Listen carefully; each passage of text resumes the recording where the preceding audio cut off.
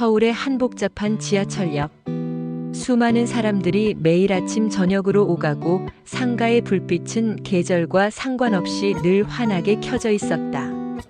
여름이면 푹푹 찌는 더위를 피해 시원한 지하로 사람들이 몰려들고 겨울이면 매서운 바람을 피하러 따뜻한 지하 공간에 모여들었다. 그곳엔 노인들이 자주 모였다. 무료한 시간을 보내기 위해, 또 집에서 혼자 있는 외로움을 달래기 위해 지하철역의 지하 상가. 벤치와 작은 테이블은 자연스러운 쉼터가 되었다. 그곳에서 언제나 조용히 앉아 신문을 읽거나 작은 종이봉투에 담긴 빵을 나누어주는 한 할아버지가 있었다. 이름은 최경수. 겉보기엔 낡은 바지와 해진 점퍼를 입고 평범한 노인처럼 보였지만 지역 어르신들 사이에서는 지하철역 할아버지라 불리며 은근한 존경을 받고 있었다. 사람들은 알지 못했다. 그가 사실은 수천억 자산을 보유한 엄청난 갑부라는 사실을. 경수 할아버지는 평생 큰 회사를 운영하며 누구나 알만한 성공을 거둔 인물이었다. 하지만 은퇴 후 그는 조용히 회사를 물려주고 화려한 집과 고급차 대신 작은 원룸에서 검소하게 살았다. 사람들은 그저 사업이 망했거나 자식들에게 버림받은 불운한 노인쯤으로 여겼다. 그러나 그의 선택은 달랐다. 그는 돈을 자신을 위해 쓰지 않았다. 대신 필요한 곳에, 필요한 사람들에게 쓰고 싶었다. 하지만 기부금 전달식이나 언론 보도에 이름이 오르내리는 것을 극도로 싫어했다. 진정한 선행은 조용해야 한다. 그는 그렇게 믿었다. 그래서 지하철역 지하 상가는 그의 숨은 무대였다.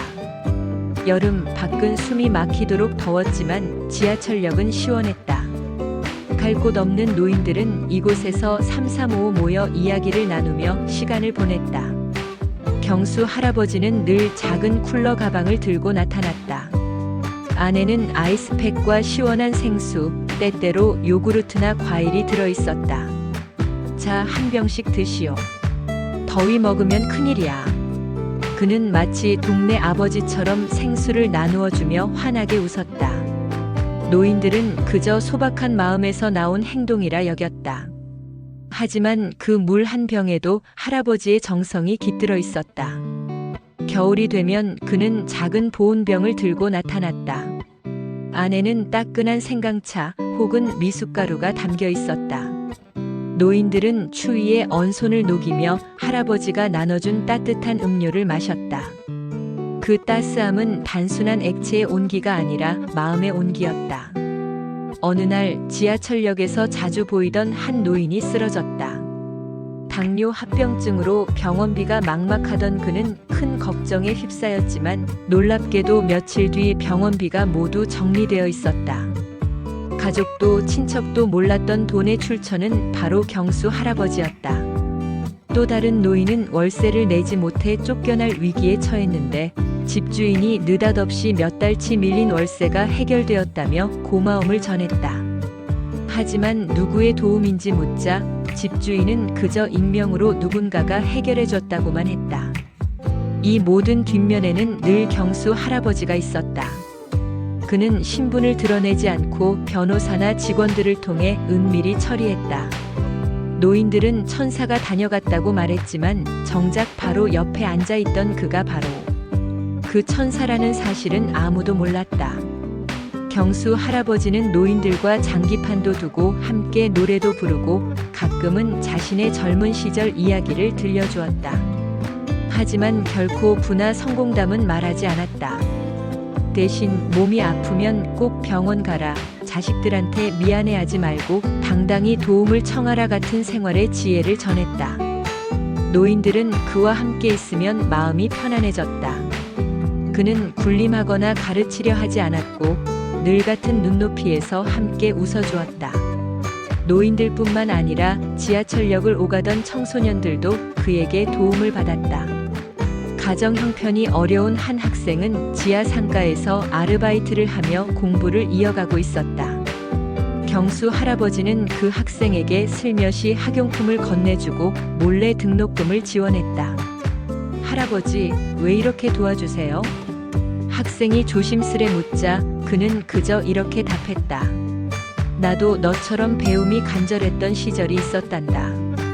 언젠가 너도 누군가를 돕게 되면 나를 기억해주면 된다. 세월이 흐르면서 지역사회는 알게 모르게 변화했다.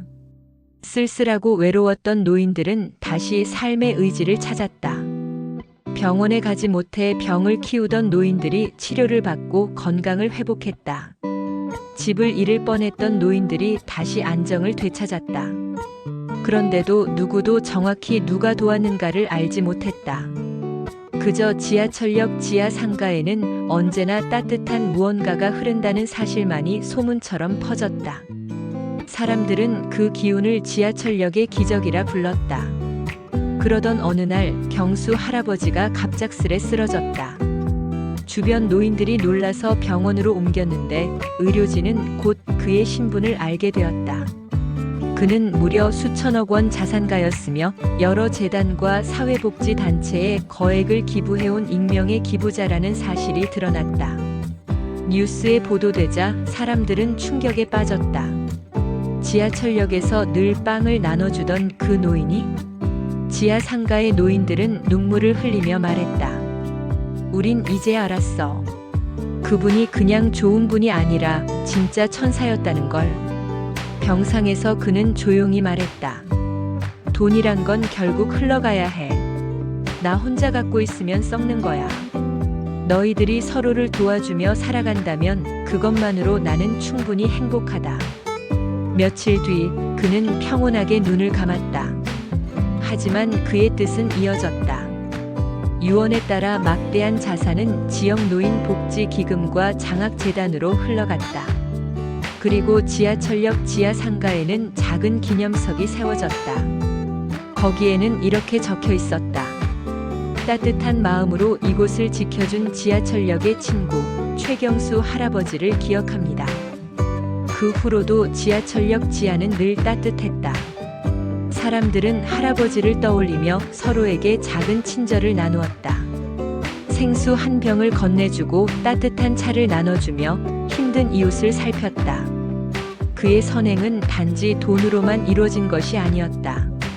그것은 사람들의 마음속에 함께 사는 기쁨을 심어준 씨앗이었다. 그 씨앗은 자라서 오늘도 누군가의 삶을 밝히고 있었다. 구독해 주셔서 감사합니다. 더욱 감동적인 내용으로 찾아뵙겠습니다.